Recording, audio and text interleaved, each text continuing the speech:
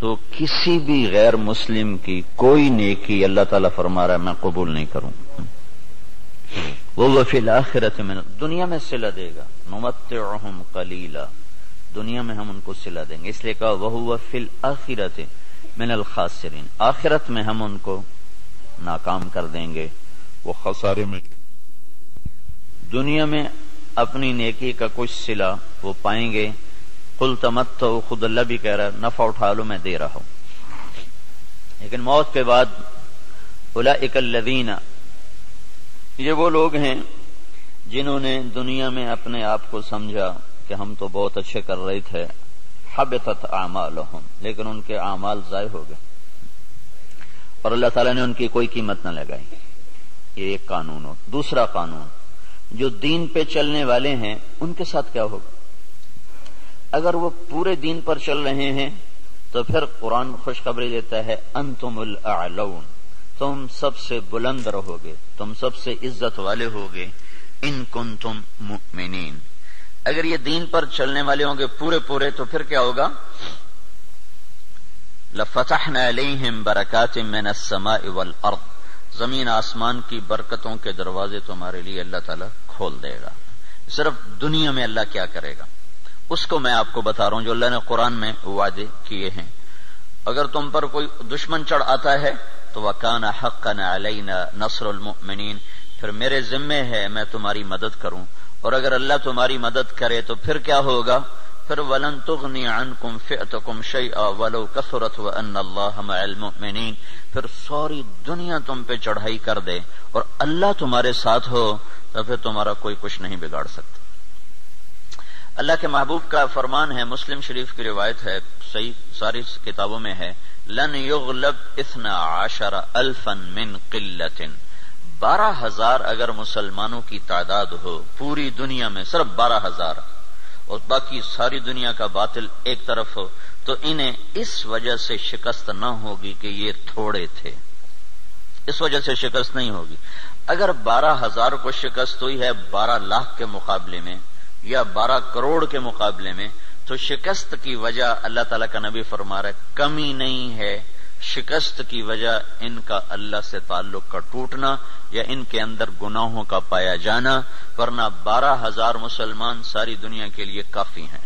لن یغلب 12,000 من قلت، 12,000 پر کوئی غالب نہیں آ سکتا. وَأَنَّ اللَّهَ، ویسے تو ایک مسلمان ہو تو اس پہ کوئی غالب نہیں آ سکتا جب اللہ ساتھ ہو. نبی ایک ہی تو ہوتا ہے، اکیلا نبی ہوتا ہے اور سارا کفر اس کے سامنے ہوتا ہے. اور ہود علیہ السلام تو ایسی قوم کے سامنے آئے تھے جن کے قد اس پلر کو دگنا کرو تو تب جا کے ان کا قد بنتا تھا. اتنے قد آور قوم تھی کہ 30 40 ہاتھ، یعنی کوئی 60 فٹ ان کا قد بنتا تھا. اور ان کے مقابلے میں اللہ نے لشکر کی وجہ ایک بھیجا، صرف ہود. وَإِلَىٰ عَادٍ أَخَاهُمْ هُودًا، ہم نے عاد کی طرف ہود کو بھیجا تو سارے مل گئے لیکن ہود علیہ السلام کو ہاتھ نہیں لگا سکتے، ایک ہی کافی ہوتا ہے. لیکن یہ اسباب کی دنیا ہے، اسباب کی دنیا ہے، تو یہاں بطور سبب یہ معجزات کا جہان نہیں، نبیوں کا معاملہ اور ہوتا ہے اور امت کا معاملہ اور ہوتا ہے. نبیوں کے ساتھ اللہ تعالیٰ کا نظام خصوصی چلتا ہے اور عام انسانوں کے ساتھ اللہ تعالیٰ کا نظام عمومی چلتا ہے. ہمیں مکڑی کے جالے سے اللہ نہیں چھپائے گا. کافر پہنچ گئے اور سامنے کھڑے ہوئے ہیں، اور وہ جب آپ ہجرت کی رات نکلے 27 صفر نبوت کے 14ویں سال رات کو نکلے اور جا کر غار ثور میں چھپے، تو کھوجی پاؤں کو دیکھتے دیکھتے غار پر پہنچ گیا لوگوں کو لے کر کہ یہاں پاؤں کا نشان ہے. لیکن اس کے پہنچنے سے پہلے اللہ نے ایک بیل اٹھائی، اس بیل میں مکڑیوں کو بھیجا، مکڑیوں نے جالا تن دیا اور ایک کبوتری نے انڈے دے دیے. جتنی دیر میں یہ لوگ پہنچے اتنی دیر میں یہ کام ہو چکا تھا. اب آگے کھوجی کہنے لگا پاؤں کا نشان یہاں تک، تو ابی بن خلف کہنے لگا یہ جالا تو محمد کی پیدائش سے بھی پہلے کا ہے، تو ہمیں کہاں لے کر آ گیا. اور دوسرا پھر آپ سامنے ہیں، یہ نہیں کہ کوئی چھپے میں غار ثور کو ٹیڑھا مڑا، سیدھا ایسے چوڑا سا دہانہ ہے اور اس کے سامنے بیٹھا ہوا آدمی نظر آتا ہے. یہ اللہ کا خصوصی نظام ہے، یہ عام انسانوں کے ساتھ نہیں چلتا. اس لیے اللہ کے نبی نے سبب کی دنیا کے لیے فرمایا کہ 12,000 اگر مسلمان ہوں تو انہیں کمی کی وجہ سے شکست نہیں ہو سکتی۔ اسکندریہ بڑا مضبوط شہر تھا مصر کا، اس کو فتح ہونے میں دیر ہو گئی اور مسلمانوں کا لشکر تھا 4,000 کا۔ تو حضرت عمرو بن عاص رضی اللہ تعالیٰ عنہ نے عمر رضی اللہ تعالیٰ عنہ کو خط لکھا کہ یہاں بہت بڑا لشکر ہے اور میں 4,000 کے ساتھ ان کا مقابلہ نہیں کر سکتا، اب میری مدد کے لیے فوج روانہ کرو۔ تو عمر رضی اللہ تعالیٰ عنہ نے 4,000 اور بھیج دیے، 4,000، اور ان 4,000 کے ساتھ 4 آدمی ہیں، ایک زبیر بن عوام اور ایک مقداد بن اسود، یہ مہاجرین میں سے، اور عبادہ بن صامت اور مسلمہ بن مخلد، یہ انصار میں سے، 2 مدینے کے 2 مکہ کے، ان 4 کو ان کے ساتھ، تو یہ 4,000 جمع 4۔ تو عمر رضی اللہ تعالیٰ عنہ نے عمرو بن عاص رضی اللہ تعالیٰ عنہ کو خط لکھا کہ میں تیرے مدد کے لیے 4,000 آدمی بھیج رہا ہوں، ان کے ساتھ 4 آدمی اور ہیں، ان میں ہر آدمی 1,000 کے برابر ہے، 1,000 کے برابر ہے، لہذا میں 4,000 نہیں، میں 8,000 تیری مدد کے لیے بھیج رہا ہوں، اور تم پہلے سے 4,000 ہو تو تم 12,000 ہو گئے، تو 12,000 کو کمی کی وجہ سے کوئی شکست نہیں دے سکتا۔ تم جب میرا یہ لشکر پہنچے تو تم سارے مسلمانوں کو آخرت کی ترغیب دو اور اللہ کا نام لے کر قدم بڑھاؤ، اللہ تمہیں فتح عطا فرمائے گا۔ دنیا جن کی فراست کا لوہا مانتی ہے کافر بھی، اور وہ اتنے بڑے شہر پہ حملہ ہو رہا ہے، اور وہ کیا تدبیر اختیار کر رہے ہیں کہ 4,000 جمع 4 آدمی بھیج کر مطمئن بیٹھے، حالانکہ وہ 40,000 بھیج سکتے تھے۔ عمر رضی اللہ عنہ اس وقت اس سطح پر تھے کہ 40,000 بھیج سکتے تھے، 4,000 جمع 4۔ چند صحابہ ایسے ہیں جن کو 1,000 کے برابر مانا جاتا تھا کہ جہاں وہ ایک کھڑا ہے وہ 1,000 کے برابر ہے، قعقاع بن عمر تمیمی اور مقداد بن اسود اور رافع بن عمیرہ اور طلحہ بن خویلد اور عمرو بن معدی کرب اور براء بن مالک، یہ وہ لوگ ہیں جہاں ایک کھڑا ہوتا تھا تو کہا جاتا تھا 1,000 کھڑا ہوا ہے۔ تو یہ 4,000 جمع 4 وہاں پہنچے اور 8,000 کے ساتھ، او بھائی رہنے دو، کس نے کہا چھوڑ۔ تو عمرو بن عاص رضی اللہ تعالی عنہ نے لشکر کی کمان عبادہ بن صامت کے حوالے فرما دے۔ عبادہ بن صامت کیسے شاہ سوار تھے؟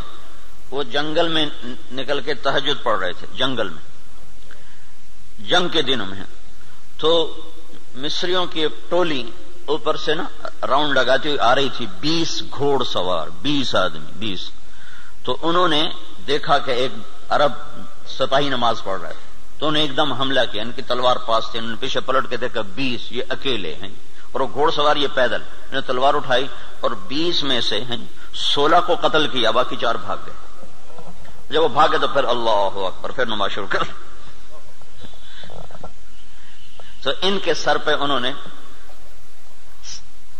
امارت کا امامہ باندھا، کا آج تو بسم اللہ کر۔ تو عبادہ بن صامت رضی اللہ تعالیٰ عنہ بدری صحابہ میں سے ہیں، بدری صحابہ میں سے۔ تو یہ جو 4 آدمی بھیجے تھے، چاروں جنگ بدر کے شریک تھے۔ تو 12,000 نہیں تھے، 8,000 جمع 4 تھے، اور اسکندریہ جو مصر کا سب سے بڑا شہر تھا اور طاقتور اس کی فوج تھی، اللہ نے 8,000 کے ذریعے سے وہ زیر کروا دیا کہ 12,000 کو شکست ہو گئی۔ تو سمجھو کہ کمی کی وجہ سے نہیں، کوئی اور ہے۔ اب تو 1 ارب مسلمان ہیں، 1 ارب مسلمان ہیں، اور ذلت چھائی ہوئی ہے۔ اور اس سے عجب بات یہ ہے کہ دنیا کی سب سے طاقتور چیز اس وقت تیل ہے، تیل کے ساتھ پہیہ گھومتا ہے، تیل کے ساتھ جہاز اڑتا ہے، بام گرانے کے لیے اسے تیل چاہیے۔ ساری دنیا کا 70% تیل اللہ نے مسلمانوں کی زمین کے نیچے رکھا ہوا ہے۔ دنیا میں جتنا تیل ڈھونڈا جا چکا ہے اس کا 70% اللہ تعالیٰ نے عربوں کو دے دیا ہے، مسلمانوں کو دے دیا ہے۔ ٹوٹل 30% ساری دنیا میں اور 70% مسلمانوں کی زمین میں، اور پھر ذلت۔ تو میں یہ بتا رہا تھا کہ اگر ہم پورے مسلمان ہیں تو پھر اللہ کا قانون کیا ہے؟ انتم الاعلون ان کنتم مؤمنین، تم سے اونچا کوئی جا نہیں سکتا۔ وَلِلَّهِ الْعِزَّةُ وَلِرَسُولِهِ وَلِلْمُؤْمِنِينَ، عزت صرف تمہیں ملے گی، کافر کو ذلت ملے گی۔ لفتحنا علیہم برکات من السماء والارض، زمین آسمان کی برکتوں کو میں دروازے کھول دوں گا، اور تمہاری زمین کا ذرہ ذرہ وہ برکت بنے گا، آسمان کا قطرہ قطرہ وہ برکت بنے گا۔ تم پہ دشمن چڑھے گا تو کان حقا علینا نصر المؤمنین، میرے ذمے ہے میں تمہاری مدد کروں، میں خود آؤں گا۔ ان تستفتحوا فقد جاءکم الفتح وان تنتهوا فهو خیر لکم وان تعودوا نعود۔ اللہ اکبر، یہ جنگ بدر کی آیات ہیں۔ اللہ تعالیٰ کہہ رہا ہے پتہ چل گیا نا تمہیں کہ اللہ کس کے ساتھ ہے، اور تم کہا کرتے تھے حق کو واضح کر، آج حق واضح ہوا کہ تم ذلیل ہوئے اور بے ہتھیار بے سر و سامان وہ کامیاب ہوئے۔ اب جاؤ اور بس کر دو تو تمہارے لیے اچھی بات ہے، اگر تم لوٹو گے تو میں لوٹوں گا۔ ان تعودوا نعود، اگر تم آؤ گے تو میں آؤں گا۔ تو اللہ کے ساتھ کون لڑے؟ جب ہرمزان، تستر ایک جگہ تھی ایران کی کا ایک صوبہ تھا تستر، وہ 1 سال کے بعد فتح ہوا تھا۔ اس پر اتنی لمبی جنگ چلی کہ 1 سال، ایک قلعہ 1 سال لے گیا تھا۔ تو اس کے سردار ہرمزان پکڑا گیا، زندہ پکڑا گیا۔ تو عمر رضی اللہ عنہ نے فرمایا کہ اسے مدینے بھیجو۔ جب وہ مدینے پہنچا تو عمر رضی اللہ عنہ نے پوچھا بھائی کیا حال ہے؟ کہنے لگا کیا پوچھتے ہو؟ جب ہمارا تمہارا مقابلہ تھا تو ہم تمہیں اپنے جوتے کی نوک پہ نہیں لکھتے تھے، جب تم نے اللہ کو ہمارے سامنے کھڑا کر دیا تو اب اللہ سے کون لڑے؟ یہ ایک مجوسی ایرانی سردار کی بات تھی، جب اللہ کو سامنے کھڑا کر دیا تو اب اللہ سے کون لڑے؟ پھر وہ ایمان لایا، کلمہ پڑھا، حضرت عمر کے بڑے اچھے ساتھیوں میں وہ شمار ہوتے رہے رحمت اللہ علیہ۔ تو اگر پورا دین ہے تو پھر اللہ یہ قانون بتا رہا ہے، اگر ادھورا دین ہے پھر کیا ہوگا؟ پھر وہی ہوگا جو ہو رہا ہے، لیکن میں قرآن سے بھی بتاؤں گا کہ کیا ہوگا۔ ہوگا تو وہی جو ہم دیکھ رہے ہیں، لیکن اللہ کا قرآن بھی اس کی طرف نشاندہی کرتا ہے، بتلاتا ہے کہ اگر تم ادھورے چلو گے، پورے نہیں چلو گے۔ دیکھو نا 33 نمبر لے کر بھی تو آدمی پاس ہوتا ہے، لیکن کوئی اس کو جاب دیتا ہے، کوئی نوکری دیتا ہے، کہا جی کون سے ڈویژن ہے، کہا جی 3rd ڈویژن کا، جا جتی چاہتے ہونے نکل جائے۔ 1st ڈویژن والے کو لوگ دیکھتے ہیں کہ ہاں بھائی کتنے نمبر لیے تھے آپ نے، کتنا ایکسپیرینس ہے آپ کا، تو ہم 33 نمبر والے مسلمان ہیں، تو اللہ سے ہم مانگتے ہیں 100 نمبر والا معاملہ۔ تو اب اللہ تعالیٰ کا قرآن بتاتا ہے، کیا کہتا ہے؟ وَلَنُذِيقَنَّهُمْ مِنَ الْعَذَابِ الْأَدْنَى دُونَ الْعَذَابِ الْأَكْبَرِ لَعَلَّهُمْ يَرْجِعُونَ۔ جب تم ادھورے چلو گے نا، کبھی نماز پڑھی کبھی چھوڑ دی، کبھی روزہ رکھا کبھی چھوڑ دیا، کبھی حلال کھایا کبھی حرام کھایا، کبھی جھوٹ بولا کبھی سچ بولا، کبھی سود پہ چلے کبھی حلال پہ چلے، جب تم یہ سارا گڑبڑ کر دو گے تو پھر میں کیا کروں گا؟ وَلَنُذِيقَنَّهُمْ مِنَ الْعَذَابِ الْأَدْنَى، میں تمہیں چھوٹے چھوٹے عذاب دوں گا، دون العذاب الاکبر، بڑا عذاب نہیں دوں گا۔ بڑا عذاب کیا ہے؟ قرآن کی دوسری آیت فَيُعَذِّبُهُ اللَّهُ الْعَذَابَ الْأَكْبَرَ يَصْلَى النَّارَ الْكُبْرَى، جہنم کی آگ، دوزخ کی آگ، یہ بڑا عذاب ہے اور یہ خوفناک عذاب ہے۔ اس سے توبہ اوہو انہا لظا، بھڑکتی ہے، نزاعۃ للشوا، کھال کھینچ دیتی ہے۔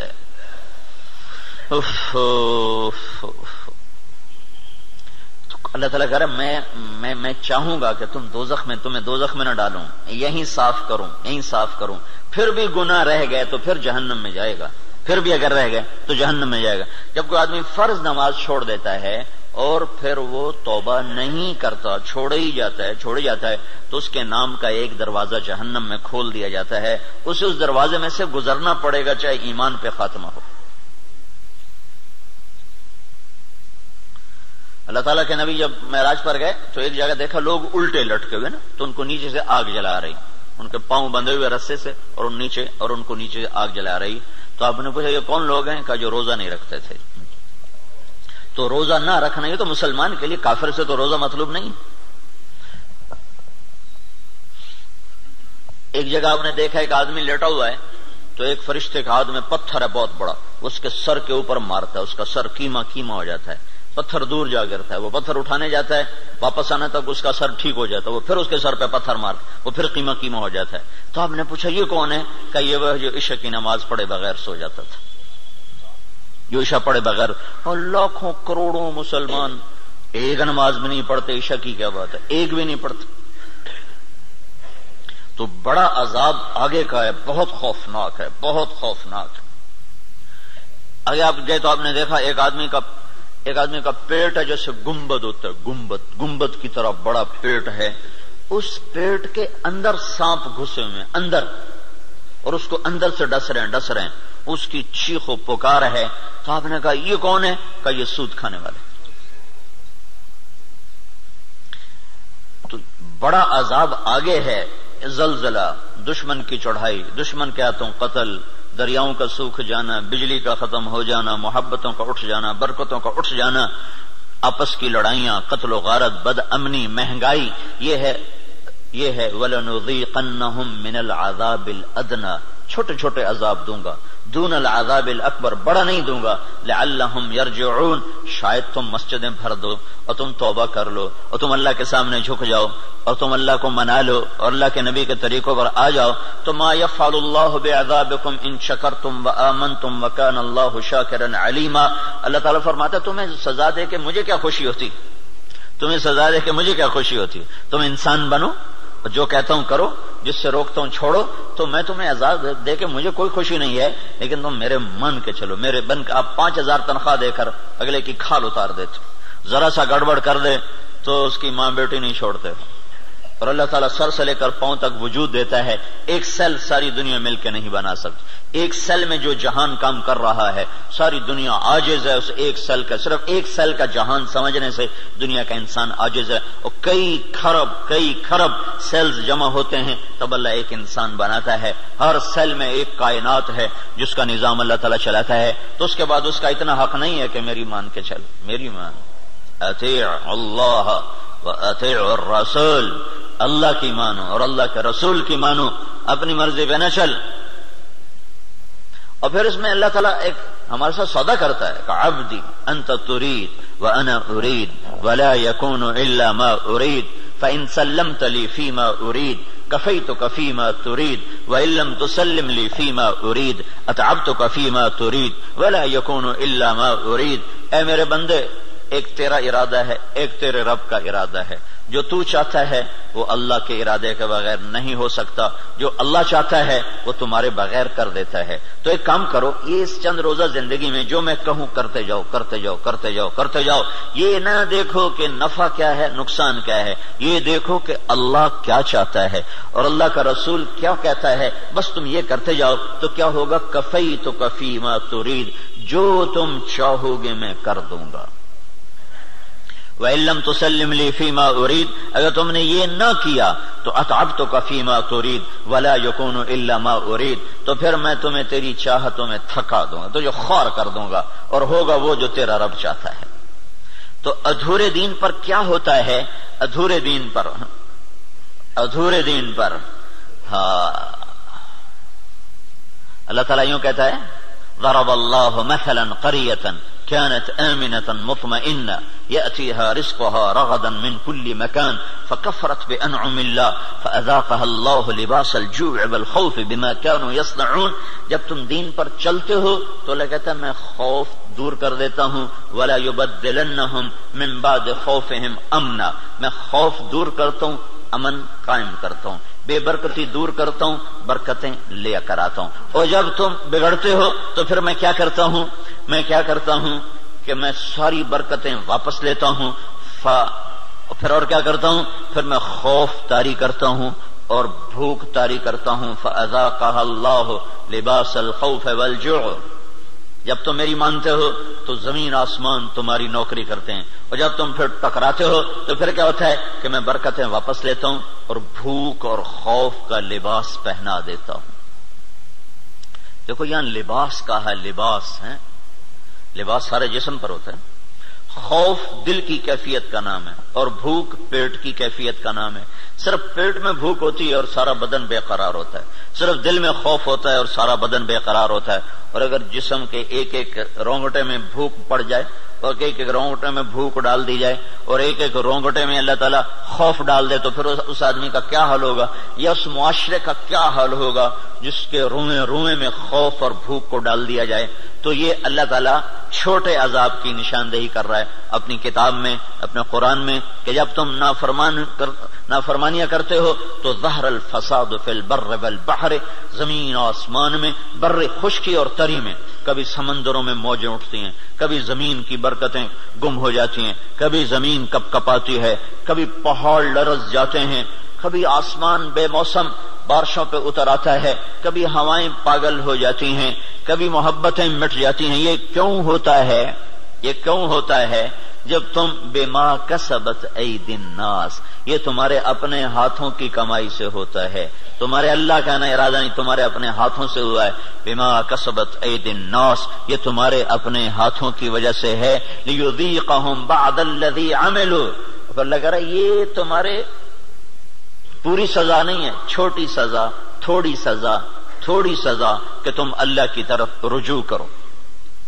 تو بھائیو، مکمل دین ہے تو اللہ کا قانون اور ہے، ادھورا دین ہے اللہ تعالیٰ کا قانون اور ہے۔ زمین آسمان اللہ کے ہیں، قانون بھی اللہ کا چلتا ہے۔ زمین آسمان اللہ کی بادشاہی ہے، حکم بھی میرے اللہ کا چلتا ہے، یہاں کوئی پر نہیں مار سکتا، دم نہیں مار سکتا۔ ایک کتاب میں نے حدیث پڑھی، اللہ تعالیٰ نے ایک نبی سے فرمایا، یاد رکھ تیرے بدن پہ جو مکھی بیٹھتی ہے نا، وہ بھی تیرے رب کی اجازت سے بیٹھتی۔ اور قرآن دیکھو، ما تسقط من ورقۃ الا يعلمها، پتے کو کہو کہ اللہ کی مرضی کے بغیر گر کے دکھا دو۔ صرف فیصلہ آباد کے درختوں کے پتے گنو تو گنے نہ جائیں، صرف پاکستان کے درختوں کے پتے گنو تو گنے نہ جائیں، تو کل کائنات میں کتنے جنگل، پھر سمندر کے جنگل جو پانی کے اندر درخت ہیں وہ زمین کے درختوں سے زیادہ ہیں۔ اللہ نے پانی کے اندر بے شمار جنگل بنایا ہوا ہے، تو آپ نے اس کی شہنشاہی دیکھو کیا کہتا ہے، ایک پتا بھی گرتا ہے تو تیرے رب کے امر کے ساتھ ہے، تیرا اللہ اسے جانتا ہے۔ جاننے کا مطلب ہے کہ اس کے امر سے گرتا ہے۔ ولا حبہ، کوئی دانہ، فی ظلمات الارض، زمین کے اندھیروں میں، ولا رطب ولا یابس، کوئی خشک و تر، الا فی کتاب من مبین، ہر شے تیرے رب کی کتاب میں ہے۔ اتنی بڑی بادشاہی کا مالک ہو اور ہم بے وقوف لوگ اسی سے ٹکرانا شروع کر دیں تو ہم سے بڑا دیوانہ کون ہوگا؟ جھوٹ کے بغیر کام نہیں چلتا، سبحان اللہ، یہ مسلمان کہتا ہے۔ سود کے بغیر کام نہیں چلتا، یہ مسلمان کے جب بول ہوں تو زمین آسمان کانپے نہ تو کیا کرے؟ الا لعنت اللہ علی الکاذبین، اللہ نے کہا غور سے سنو، جھوٹوں پہ اللہ کی لعنت۔ اور یہ سب تاجر کہتے ہیں جھوٹ کے بغیر کام نہیں چلتا۔ ایک تاجر نے نا، اچھا بڑا تاجر تھا، وہ 3 دن لگا داڑھی رکھ لی چھوٹی چھوٹی، مجھے بڑی خوشی ہوئی۔ کچھ دن بعد ملاقات ہوئی تو شیو کیا ہوا۔ میں نے کہا یہ کیا کیا؟ کہنے لگا جو سارا دن جھوٹ بولنا پڑتا تو میں نے شیو کرا دیا۔ میں نے کہا اللہ کے بندے، کوئی داڑھی کی وجہ سے جھوٹ حرام ہے؟ جھوٹ تو کلمے کی وجہ سے حرام ہے۔ اب تو نے 2 گناہ شروع کر دیے، داڑھی بھی منڈائی، جھوٹ بھی بولا، تو اب داڑھی منڈانے سے جھوٹ حلال ہو گیا۔ جھوٹ کا حرام ہونا داڑھی کے ساتھ نہیں ہے، جھوٹ کا حرام ہونا کلمے کے ساتھ، کہ تو کلمہ پڑھ کے جھوٹ، تو یہ کیوں کہتا ہے کہ داڑھی رکھ کے جھوٹ بولوں مجھے شرم آتی ہے؟ تو یہ کہ کلمہ پڑھ کے جھوٹ بولوں مجھے شرم آتی ہے۔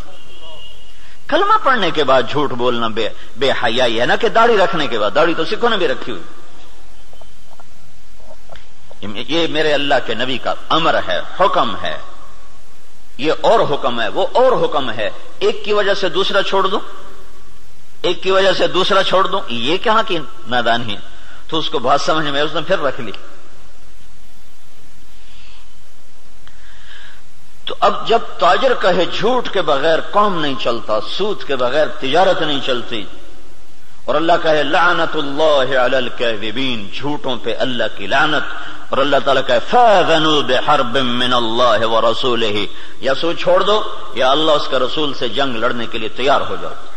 ہماری تو جنگ اللہ امریکہ سے تھوڑی ہماری جنگ ہے، یا ہندوستان سے تھوڑی ہماری جنگ ہے، یا اسرائیل سے ہماری جنگ، تو ہماری تو اللہ سے جنگ ہوئی پڑی، اللہ ہمارے خلاف جنگ کر رہا ہے۔ اصل تو مقابل میں اللہ آیا ہوا ہے، اللہ اس کا رسول آیا ہوا ہے، صرف اللہ اکیلا نہیں ہے، یعنی ایسا اعلان اللہ نے کسی جگہ کیا ہی نہیں۔ تو کتنی بے غیرتی ہے کفر۔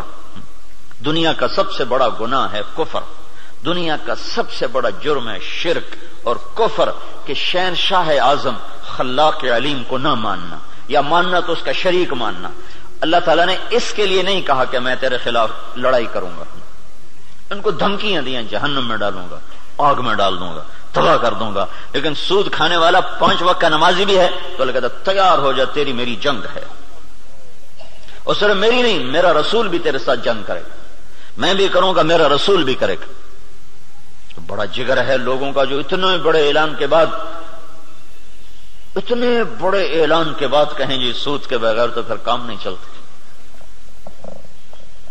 تو یہ جب دین ادھورا ہوتا ہے تو پھر کیا ہوتا ہے، یہ سارا میں آپ کو قرآن پاک سے بتا رہا ہوں.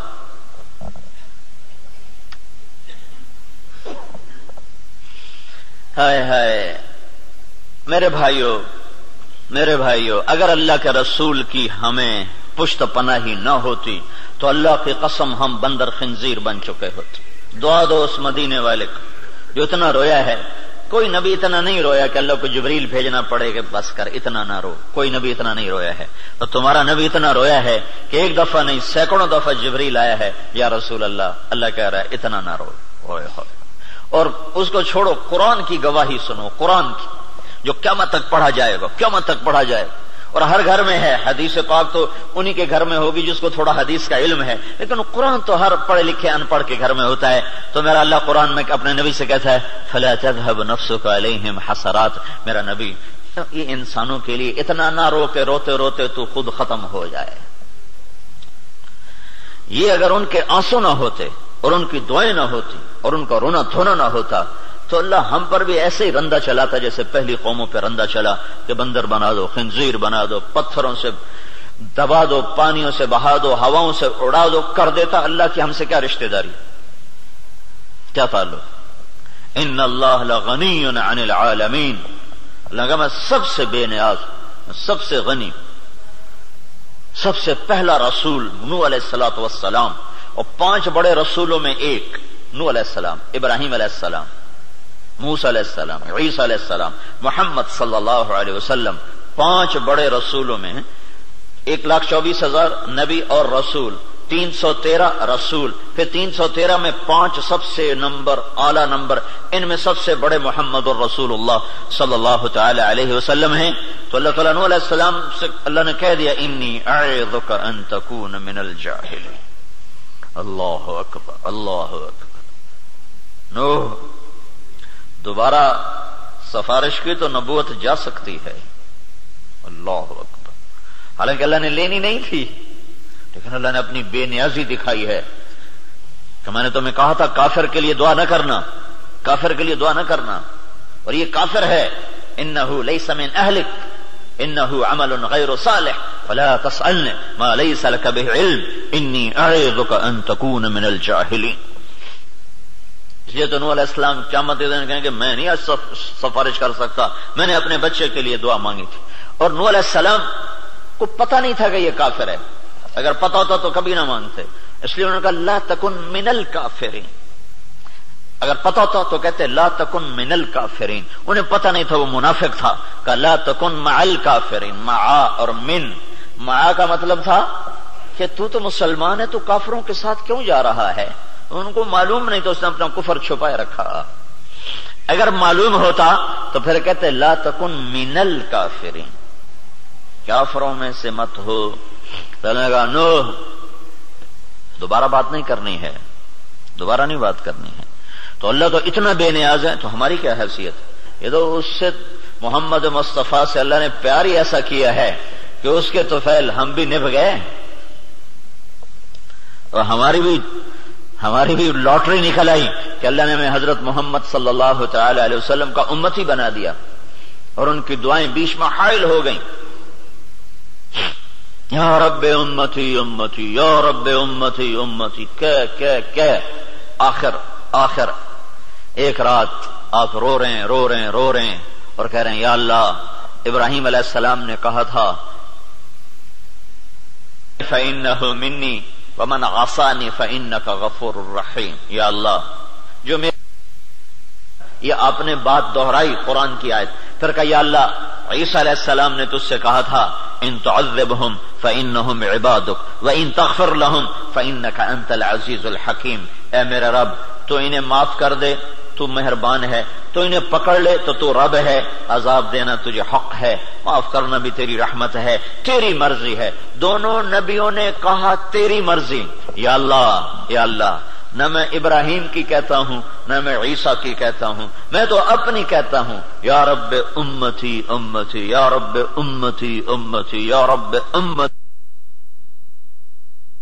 تیار کردہ مواعظ اسلامیہ کے ست سینٹر بیرون تبلیغی مرکز ابدالی روڈ ملتان 24 گھنٹے رابطے کے لیے 0301 74 60 371 پر رابطہ کریں. ابراہیم کی کہتا ہوں نہ میں عیسیٰ کی کہتا ہوں، میں تو اپنی کہتا ہوں. یا رب امتی امتی، یا رب امتی امتی، یا رب امتی امتی. یا اللہ میری امت کو معاف کر دے، یا اللہ میری امت کو معاف کر دے، یا اللہ نہیں کرنا پھر بھی کر دے. اور اتنا روئے کہ پھر جبریل کو آنا پڑا. یا رسول اللہ تعالیٰ پوچھ رہے ہیں آپ کیوں رو رہے ہیں؟ کہا جبریل مجھے میری امت رلا رہی. تو پھر اللہ تعالیٰ نے پیغام بھیجا سنردیک فی امتک، میں تجھے تیری امت کے بارے میں خوش کر دوں گا. یہ دعائیں بیچ میں حائل ہیں، ورنہ اللہ کو کیا پرواہ ہے.